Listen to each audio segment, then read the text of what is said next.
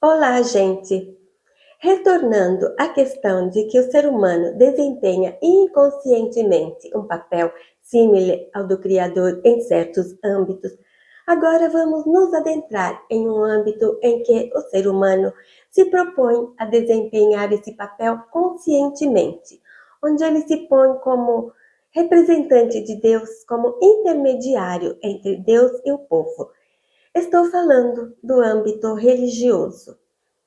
Sendo religião um elemento fundamental na formação do pensamento da maioria dos povos, muitas das leis e principalmente o conceito de ética e moral são fundados nesse elemento, nos ensinamentos de antigos maestros, patriarcas, profetas, em suma, de personagens que, pondo-se como representantes de Deus, intermediários entre Deus e o povo, transmitiram leis e valores conforme ao Deus que eles representavam. Assim sendo, cada povo tem suas crenças, suas tradições, seus valores. A civilização ocidental é estruturada com os valores do cristianismo, mas antes de chegar a isso, teve que superar um longo e conflituoso processo histórico marcado por batalhas, inquisições e lutas pelo poder.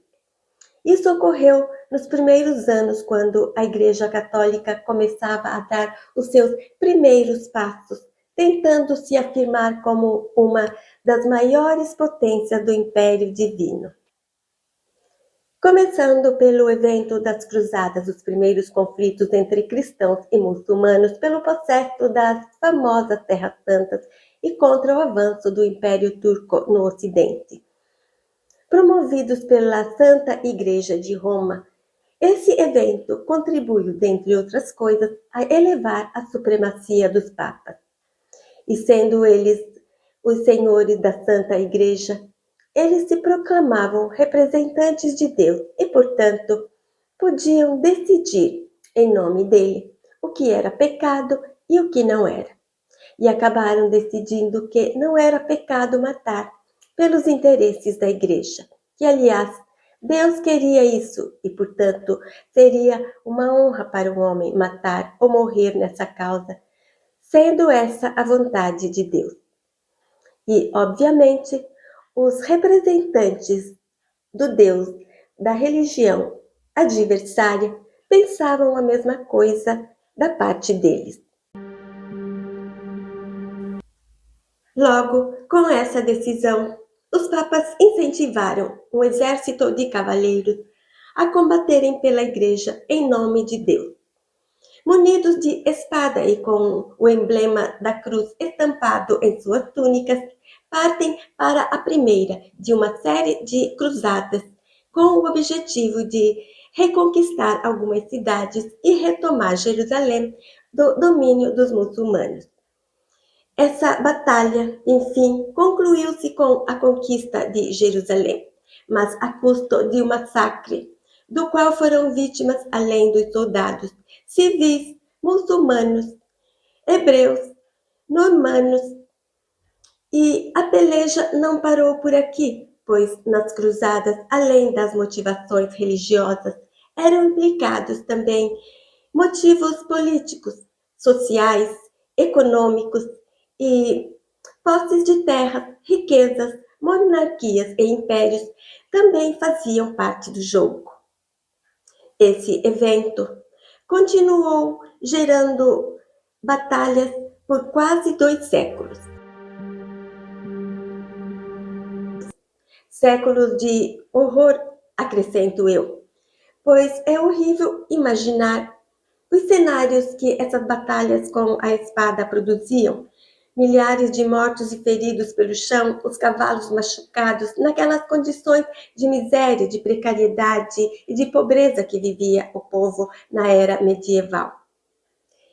Mesmo assim, os senhores da Igreja Católica de então definem esse evento como Guerra Santa. E aqui tenho que retornar à questão de que o ser humano desempenha um papel de Deus em vários contextos, mas sem ser cientes disso.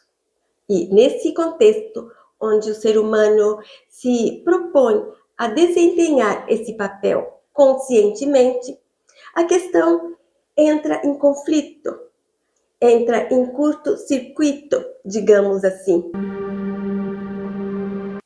Tem mais um evento que precisa ser considerado nesse contexto. No centro dessas batalhas, a um certo ponto, emerge a ordem cavaleiresca religiosa dos Cavaleiros do Templo.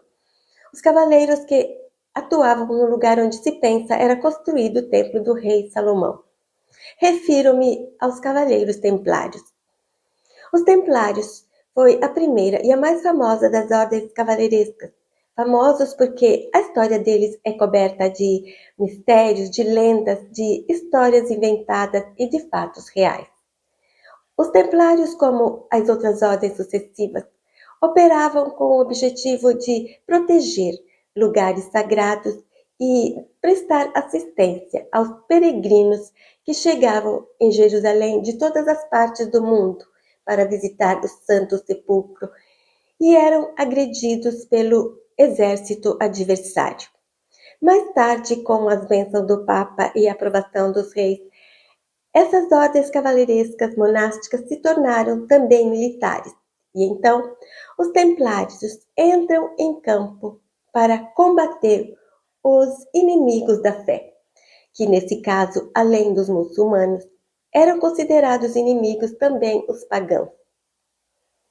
E nesse contexto de guerreiros a cavalo, definidos soldados de Cristo, são inseridos os ideais da cavalaria, que fazem do cavaleiro um homem extraordinariamente valoroso e, ao mesmo tempo, nesse contexto, um feroz exterminador do adversário. A esse ponto, preciso acrescentar também o aspecto mais interessante e fascinante da história da cavalaria. A cavalaria é um fenômeno quase universal, que antes de ser historicamente documentada, era apenas uma ideia fundada sobre a prática de alguns comportamentos essenciais, cujos valores são a amizade, a lealdade, o respeito pela palavra dada, a piedade, a proteção dos mais fracos e a solidariedade pelo povo de Deus, ou seja, pela humanidade inteira. Introduzindo nessa gama de valores a fidelidade ao Senhor e a uma irmandade de armas, surge a cavalaria como instituição e ordem iniciática. E começa-se então a sua fase histórica. Depois, a sobreposição, a introdução da espiritualidade religiosa nesse código de valores, com o dever de defender a própria fé contra o inimigo, completaram a síntese das características essenciais da cavalaria. O trecho que acabamos de ouvir foi tirado desse livro de Franco Como, História e Epopeia da Cavalaria. E, como ficou esclarecido, nas origens os ideais da cavalaria exaltam a nobreza do espírito e fazem do cavaleiro um homem de valor. Todavia, quando esses cavaleiros começaram a combater sob ordens de líderes religiosos e de reis, os massacres que fizeram, principalmente no período que conduz à Europa cristã e druida, contrastam esses valores. Embora na prática as coisas tenham acontecido dessa maneira, aqueles ideais e valores da ética cavalaresca prevaleceram e inspiraram muitos escritores a produzirem obras magníficas, romances onde o cavaleiro emerge sempre como um homem ilustre que tem princípios e virtudes. Inclusive a gentileza, a cortesia. O termo cortês provém de corte, de nobres, que sintetiza o complexo de boas maneiras que caracteriza o cavalheiro, provém da cultura cavaleiresca herdada da sociedade feudal. Refinamento de modos, elegância principalmente no modo de tratar uma dama.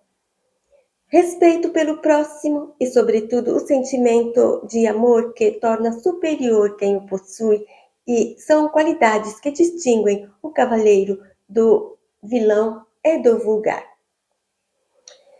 As essências da cavalaria concretizaram-se na ética do cavalheiro, do gentleman. Embora com o tempo esse costume, as boas maneiras caíram de moda, todavia ainda há quem as pratique. E, a grosso modo, porém, foram substituídas na sociedade moderna, substituídas por outros modos. Por hoje é só. Se quiserem deixar um like ou um comentário, vos agradeço. E no próximo vídeo vamos abordar um outro tema. Aliás, vamos abordar um outro fenômeno ligado a tudo isso, que emergiu no período medieval, mas continua até hoje no imaginário coletivo. Até lá, tchau, tchau!